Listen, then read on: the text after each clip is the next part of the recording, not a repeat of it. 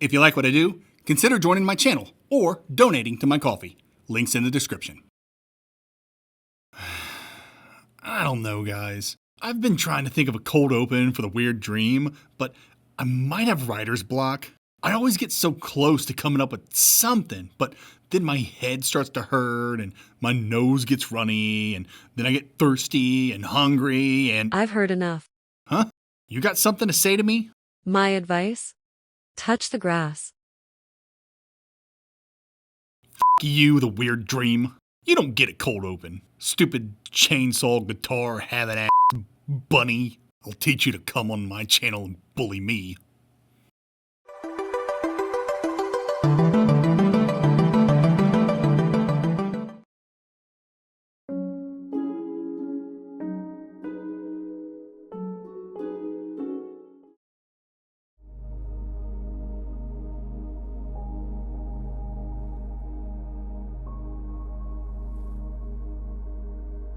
What happens to a dream deferred? Does it dry up like a raisin in the sun? Or fester like a sore and then run? Does it stink like rotten meat or crust and sugar over like a syrupy sweet? Maybe it just sags like a heavy load. Or does it explode?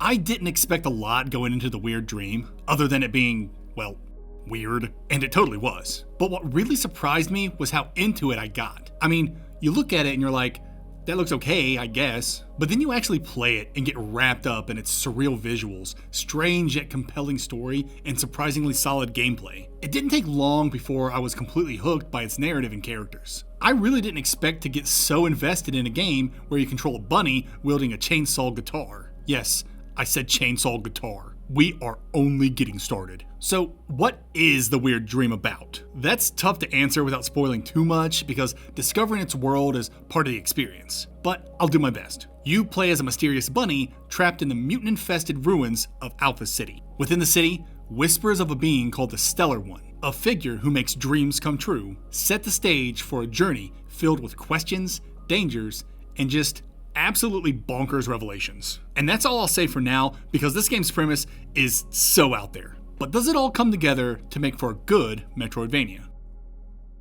Combat.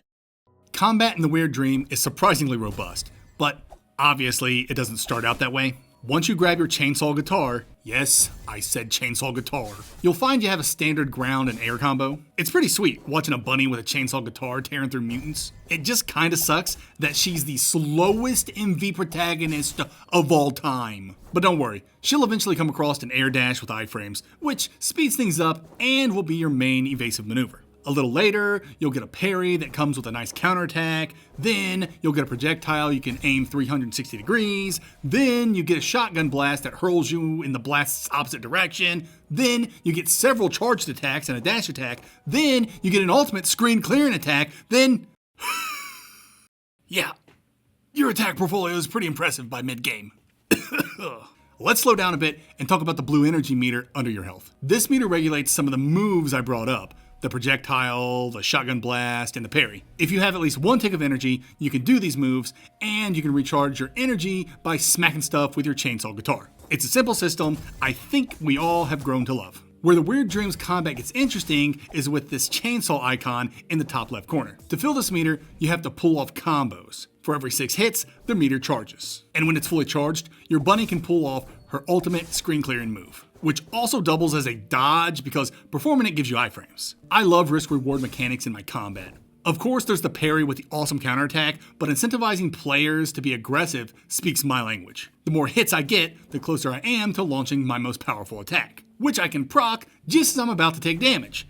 It's incredible synergy. To round out the combat section, let's talk bosses. The Weird Dream has a metric but ton of bosses, sporting 40 plus bosses for you to tackle, with nearly half of them being optional. And fighting these optional bosses doesn't simply require you finding them. Sometimes, starting these fights requires you to do something extra, like finding a certain item or continually agitating them until they attack or breaking an object in the environment. The game always keeps you guessing, and that's always fun. As you can imagine, having so many bosses means not all of them are going to be bangers. Though there are some standout encounters that are both challenging and interesting, there were more than enough who were essentially just fodder I was able to take out in like 30 seconds or less. That doesn't mean I didn't enjoy trashing them in the moment. I actually liked completely owning all these optional bosses because it wasn't the actual encounter that was enjoyable and memorable. It was their designs and their designs' narrative implications that kept me interested. And it was always a delight to stumble upon them while exploring. Not only did you get a nice fight out of the exchange,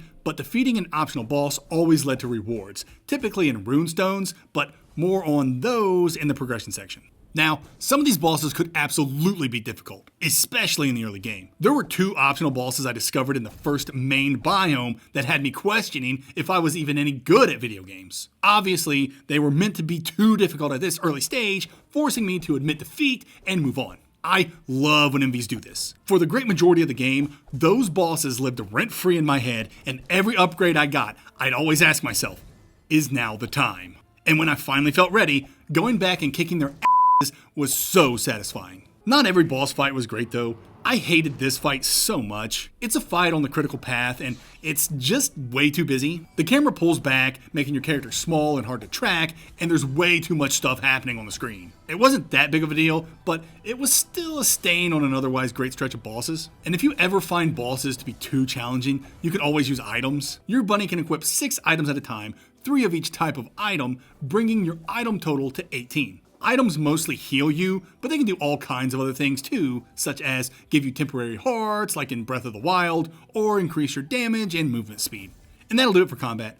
Combat in the Weird Dream starts simple, but evolves into a robust system as you unlock abilities like air dashes, parries, and even a screen-clearing ultimate move tied to your combo meter. The risk-reward mechanics of building combos to trigger your most powerful attack add a satisfying layer of strategy, making aggressive play feel rewarding and intentional.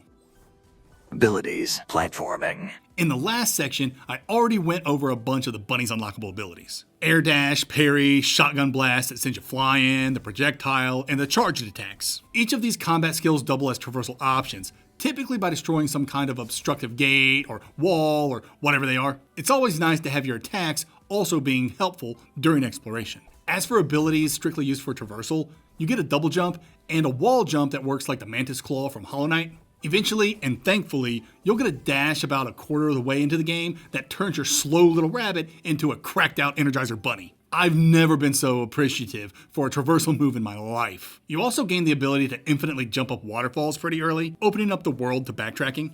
Platforming in the Weird Dream is pretty good. The moment-to-moment platforming is serviceable thanks to the fluidity of the bunny's movement, but the responsiveness of the controls weren't as tight as the game demanded them to be during tougher sections. Sometimes I'd try to double jump and it just wouldn't work. Same with some of the other traversal abilities. I think it had something to do with how quickly I was putting in the commands. I found the more relaxed timing between maneuvers worked best. And though I said the game's platforming is mostly just serviceable, there were some standout areas in certain biomes. One biome is full of traps like saws you can turn on and off, and another biome has that stupid wind blowing you back gimmick I hate so much in my MVs. But my favorite platforming always came in these areas you find that are there exclusively for platforming challenges. And these challenges were just that, challenging. And each of these sections ended with an attack power-up for your chainsaw guitar. Yep, I'm still saying chainsaw guitar. So it's in your best interest to complete these challenges. One of the things I personally like about the Weird Dream is that there's zero punishment on death. If you die, you just restart the room you were in with full health. Because of this, you'll be able to take down any platforming challenge simply by being persistent. And that'll do it for this section. Your little bunny gets a ton of different moves to help her traverse her world and overcome utility gating. And the platforming is actually pretty good, which isn't always the case for games that have such an emphasis on combat. Progression. The Weird Dream is a Metroid-like, so no leveling, stats, gear, or skill trees. Enhancing your bunny comes down to exploration, like completing the aforementioned platforming sections that boost your chainsaw guitar's damage. I still cannot wrap my head around saying chainsaw guitar. Or finding 3 of a thing. 3 hearts for HP, 3 crystals for energy, and 3 runestone fragments to expand your bunny's modifier arsenal. Runestones are this game's Hollow Knight charms, or modifiers, I guess. Each runestone does something to alter your little bunny, such as giving her more iframes upon getting hit, or giving her a shield that takes a single hit for her. You can eventually equip like 10 of these things, I think, and their effects vary wildly, so finding a new runestone is always exciting. Runestones can mainly be found by defeating the game's plethora of optional bosses, or they can be purchased at a shop, and though this game does have currency that drops from defeated enemies, runestones can only be purchased at a special shop, and purchasable runestones unlock by uncovering diary entries that reveal the bunny's past. And these diary entries are scattered all around Alpha City. Unlocking runestones by unveiling the enigma that is your character adds a unique layer to the game's progression, reinforcing its focus on uncovering the city's strange mysteries. It's a weird economy, but what'd you expect from a game called The Weird Dream? As for the currency dropped by defeated enemies, you use these to purchase healing items from shops found in save areas. In these save areas, you could also find a cauldron for cooking. Yep, there's cooking in this game, but I didn't mess with it because it didn't seem significant. It looked like you mixed ingredients to make healing items and crap, but I would just buy items from the store because I always had a surplus of money. Thus, cooking felt pointless to me. Maybe there's some super rare stuff you could create while cooking, but I'll never know because I wasn't about that cooking life. But for those of you who might be interested in the game's cooking, you'll be pleased to know that the ingredients are random drops from defeated enemies. And I know how much gamers love random drops, at least I do.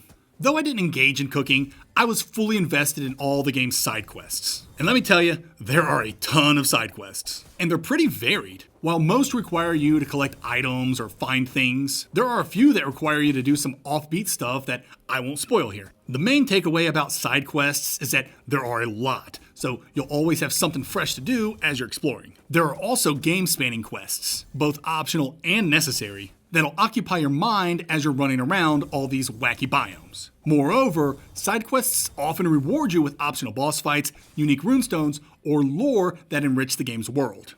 And that'll do it for progression. The more thorough your exploration and the more you engage with the game's side quests, the more powerful your little bunny will get. Speaking of exploration, I think I covered most of what makes exploration in The Weird Dream so rewarding in the previous section. Collect stuff to increase your HP, energy, and runestone capacity, find lore as you explore to unravel the game's mysteries, and expecting to come across a bunch of side quests and to clash against a bunch of optional bosses so you can collect those sweet runestones upon their defeat. So, it's needless to say, which is such a stupid qualifier because I'm going to say it anyway, exploration in The Weird Dream is exceptionally rewarding. But that's not everything you can find. The Weird Dream does this interesting thing where you have to unlock a biome's boss room by collecting dolls that represent that boss. Collecting dolls scattered throughout the biomes isn't just a key mechanic for unlocking boss fights, it's an engaging way to uncover backstory through cutscenes that add depth to the game's surreal world. It's a unique way to motivate players to explore every biome's nook and cranny while also rewarding them by pulling back the curtain on this mysterious city. But not all of these dolls are just handed to you. Some are tucked away behind challenging platforming sections, combat encounters, or clever puzzles, ensuring that each one feels earned. Though it's not difficult to find these dolls because they're placed on the in-game map. Most points of interest are automatically on the map for you, and I'm not a fan. Personally, I don't want objectives to be on the map because it hurts exploration. It kind of sucks knowing exactly what's around the corner at all times. However, I do love knowing where everything is so I don't miss anything. My preferred compromise is to not know where important items are initially, but then gaining access to something later that shows important items' locations. Regardless, it doesn't really hurt the game, and I'm sure there are people out there who prefer this streamlined approach. As for the in-game map's quality, it's pretty good with some minor issues. The map's detailed marks points of interest automatically, like important items to collect and save points, allows you to mark it up with a wide assortment of pins, and biomes maps are separated for ease of use. If biomes didn't have their own maps, it'd be so hard to read because this game is fairly large. My major issue with the map is its zooming functionality. It's just super slow and obnoxious. Again, it's something that doesn't really hurt the game that much, but it's still a pain. I do want to say The Weird Dream has the best form of fast travel you can get in an MV. Literally just open the map anytime, hover over a save point, and choose the fast travel. There are no waypoints, and you don't even have to be at a save point to fast travel. Just open up the map and point and click whenever you want. It's perfect, especially for a game so big. The biomes themselves are diverse and interesting. There's very little cohesion between biomes, but that's intentional and works brilliantly with the game's theme and narrative. Plus, you'll learn why each biome exists and is the way it is as you explore and pick up diary entries and dolls. It's a masterful way to keep players engaged and motivated. Each biome introduces unique challenges, from the gusty hazards of the windy Japanese Edo period biome to the mind-bending doors in the campus, keeping exploration fresh and dynamic. These gimmicks not only fit in the game's surreal tone, but also add variety to gameplay. And with there being so much to collect and optional bosses to fight, the Weird Dreams exploration rarely affords players downtime. That'll do it for exploration. You might have come to this conclusion yourself, but exploration in the Weird Dream is its core strength. There's so much to do and so much to see and so much to discover, it's hard to get bored. And with objectives automatically placed on the map, it's even tougher to get lost. Atmosphere, narrative. Though the Weird Dreams exploration is its core strength, I'd say its atmosphere and narrative are its selling points. It feels silly to say because it's so obvious, but the game's atmosphere and narrative are weird. And I say weird in the most endearing of ways. I mentioned earlier how biomes lack cohesion for narrative and thematic purposes. This lack of cohesion works double time in creating a memorable and compelling atmosphere. And this may be me just being a little pretentious, but I love this game's unpolished look and feel because I think it bolsters its remarkable atmosphere and gives it its own identity. Yeah, there are some things I can't defend, like how a certain character's name is inconsistent throughout the narrative, or how some names aren't even translated from the game's native Chinese. But that kind of stuff doesn't really bother me, especially when the rest of the game is so strong. As for the game's presentation, I think it's pretty good overall. Visually, it looks nice with great enemy designs and vibrant backgrounds, and audibly, I appreciated its sound design and found its music to be fitting. There was even a memorable track sprinkled here and there, with my favorite being in one of the game's most fascinating biomes.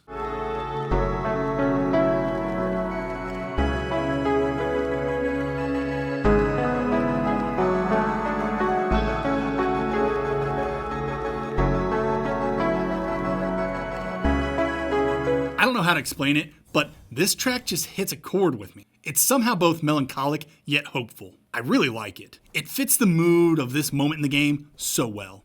I really enjoyed the Weird Dreams narrative. I thought the plot was intriguing and I loved its delivery. Whether the story was delivered through quick hits from diary entries or through the still image comic book-esque cutscenes, I was always enthralled and wanted to know more. Yet, even after completing the game, I still don't have a full grasp of what went on, but I'm cool with that. I picked up enough on the character side of things, so not understanding the plot's entirety didn't hurt my experience with the game. Sometimes I like to just go along for the ride when the plot is so weird. But for those who want to delve deeply into the game's lore, there's an 80-page hand-drawn comic book you can assemble by defeating optional bosses and completing side quests. I assembled the comic, but I only read a few pages. But I can confirm that it helps with understanding the game's backstory. For instance, a character continually brings up things called artifacts, but never explains them in any of the cutscenes. But artifacts have their own section in the comic book. So, I was finally able to understand what the heck he was talking about.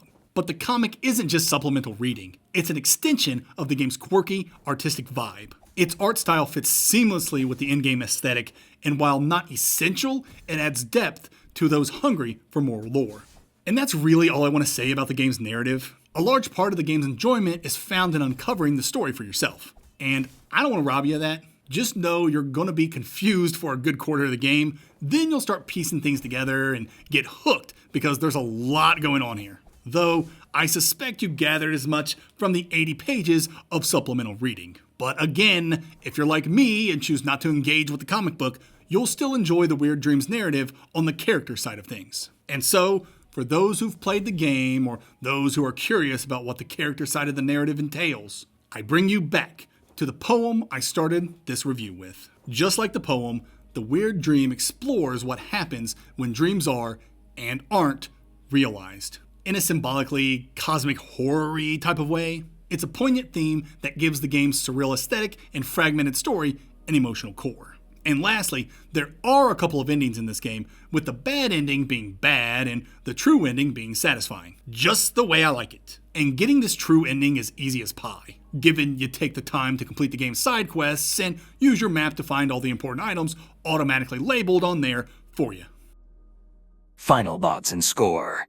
The Weird Dream thrives on its surreal world, engaging exploration, and meaningful narrative themes. While it has a few rough edges, such as inconsistent translations and occasionally finicky controls, its unique charm, creative mechanics, and immersive atmosphere more than make up for these shortcomings. Combat starts simple, but evolves into something highly rewarding, with satisfying risk-reward systems and plenty of variety thanks to its expansive offensive arsenal and runestone system. Add in the wealth of side quests, a sprawling and mysterious world to uncover, and an anime-like narrative that'll leave you confused but satisfied, and you have a game that punches above its weight. It may not be the most polished game out there, but for those willing to embrace its quirks, The Weird Dream is an unforgettable journey. I award The Weird Dream a 7.5 out of 10. The Weird Dream is available on PC. I played The Weird Dream entirely on my Steam Deck with zero performance issues, but some of the text was a little difficult to read. I give The Weird Dream a Steam Deck rating of playable. Pair placement. The Weird Dream is a surprisingly great Metroidvania. Solid combat, solid platforming, solid everything you'd want in an MV, and then some. The Weird Dream's exploration is super rewarding, and its atmosphere and narrative, though admittedly won't be for everyone, sure was for me, even though I didn't dive into its lore as much as I could have. There is some jank here in the controls, which I hear was much worse at launch, and there's some parts that could have used some more polish, like screen transitions at points and more care given to translation. But none of this jank is enough to hinder what's undeniably an excellent and creative Metroidvania. The Weird Dream awakens in the A tier.